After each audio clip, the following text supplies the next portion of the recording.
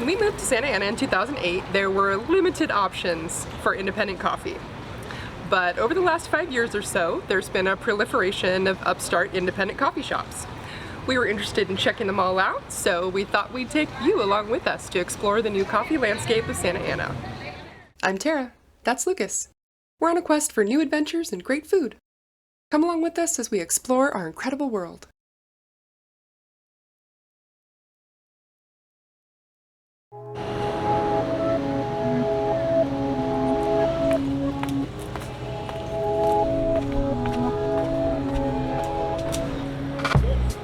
We're here at Hopper and Burr in downtown Santa Ana, and a little backstory on this place. Some of the guys used to work at the old Portola Coffee Lab, separated off to start their own business, and used to run a pop-up out of a restaurant nearby. And then they opened up this location just a few years ago. It's a really cute aesthetic inside. I just love the way it looks, and their drinks are pretty fantastic. They have a very basic menu, but they're willing to make pretty much anything that you want if you ask nicely. Today I have some really interesting things that I want to share with you. Okay, so in the interest of science, at each of these places I'm going to try a fancy drink and a shot of espresso. Hopper and Burr sources small batch roasters from all over the world, and this is their espresso. They just have a double shot. He was willing to make me a single, but we're gonna have a double today. It's served Italian style with some sparkling water.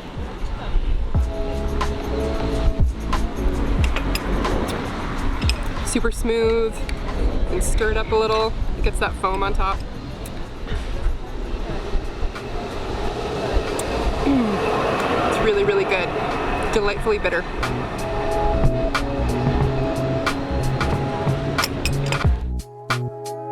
So this is the Pain Face Killa. It's one of their seasonal drinks that they have that are a little more creative and interesting. It's a riff on the cocktail, the Painkiller. And so it's coffee, pineapple juice, and toasted coconut. And they blend it up in a blender and put it in this adorable tiki mug.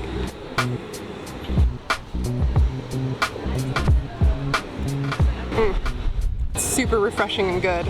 The pineapple juice goes really well with the coffee. Yeah, that's really nice. Highly recommend that in the summer.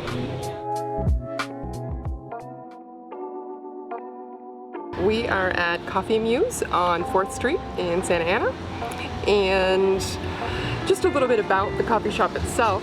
They roast their own beans on site, so that's really cool. They have a fancy looking roaster that you can see while you're inside, and they also brew organic loose leaf teas and have cold brew on tap, and they do some other creative drinks and stuff too, and they have cookies and toast.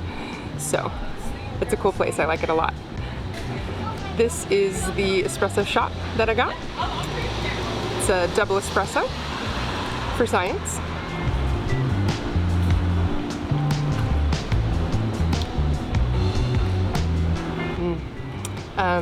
It's really bitter, like a shot of espresso should be. Really nice chocolatey notes, ripe fruit. It's really, really good. And for my fancy drink, there were a lot of choices. They even had something called Honey Nut Cheerios. But I went with one of my favorite things, the lavender latte, and I'll give it a try. It's not too sweet. It does have a little bit of sweetener in it, and I had regular milk. They have all sorts of milk options, oat and others. The lavender is not super assertive. I like on a lavender scale of 1 to 10, it's like a 6. It's really pleasant and not too floral, which lavender can be sometimes. It's really delicious. Yeah, I'd highly recommend this place.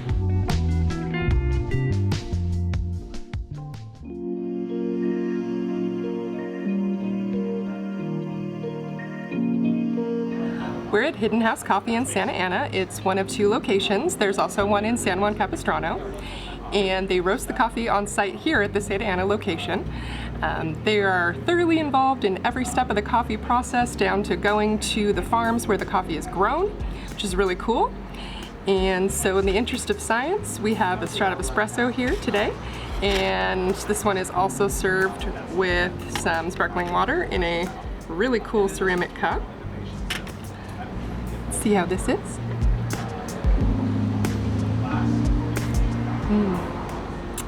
Really rich, pretty bitter, really smooth though. It's really good.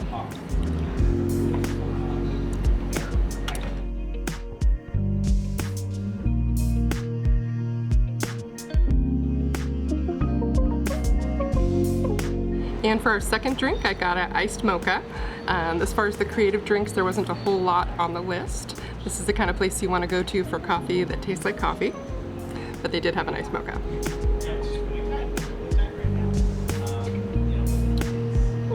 Coffee flavor is prominent. The chocolate flavor is a little bit more subtle, but it's nice and creamy and refreshing. Yum.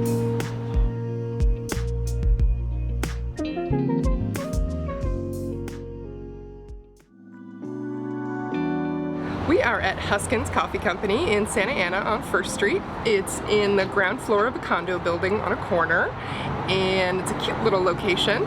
It's run by a husband and wife team. The husband is a former Ducks member. He was on the 2007 Stanley Cup team, so that's really cool for us locals. And they roast all their coffee on site, and everything they have here is certified USDA organic, so that's really nice to know as well. Everything smells really good. They've got a pretty basic menu, but some Canadian touches because the owner is from Canada, so I'll tell you about that as well. Alright, so for science, we're doing the double shot of espresso, so I have that here to try. This one is also served Italian style with the mineral water on the side. I can smell the coffee roasting in the background, and I can't tell the difference between that and the espresso, but everything smells great.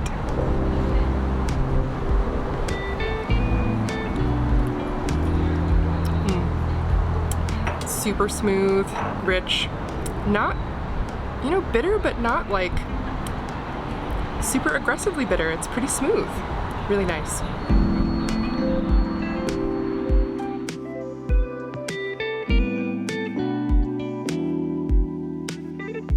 And for my fancy drink, I got the hometown latte, which has maple syrup in it from the town where the owner grew up in Canada. And let me give it a try.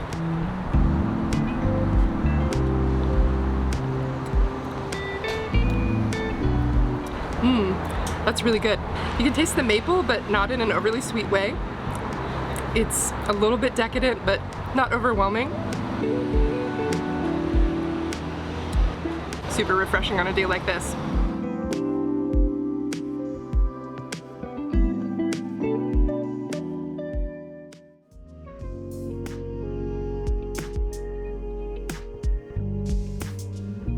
We are at Muse Cafe on Lacey Street over by the train station, and I just learned from the owner that they changed owners about a month ago.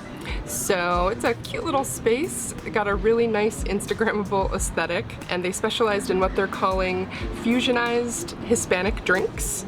So they have a lot of different flavors in there. They've got mazapan, which is the namesake of the place, which is a peanut candy, and they also do horchata lattes and other Mexican-inspired flavors. So we got a shot of espresso here. We're gonna give that a try.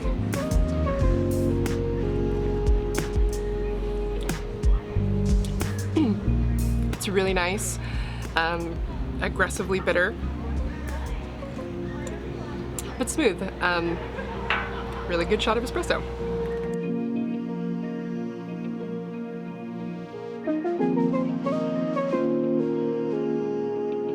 I was looking at the menu and I saw a drink called the Nacho Libre, so I had to try that.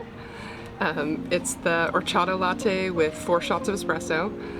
I'll probably take this in 2 servings, but I love the horchata latte idea.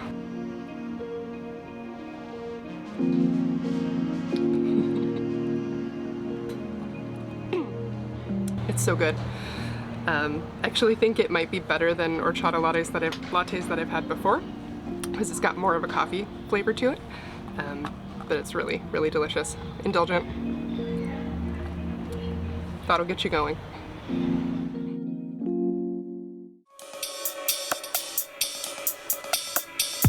So we're here at the Den. This is where it started for us. We've been going here since the 90s, and it's brunch, so it's a little rowdy on the patio. It's a great little spot with lots of different coffee options. They also have a full menu and really good food, so definitely check it out. It's on Broadway.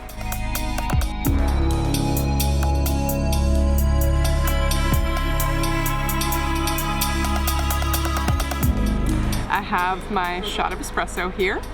I'm gonna give that a try.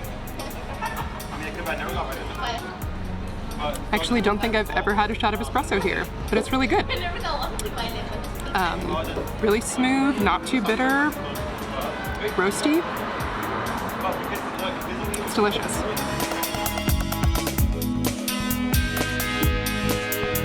I also got a fancy drink, and this time it's a rose latte, which sounds kind of amazing. There's some beautiful rose petals on top.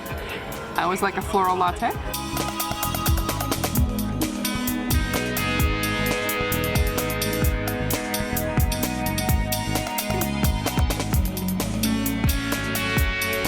It's a little bit sweet, a little bit of rose flavor, really refreshing.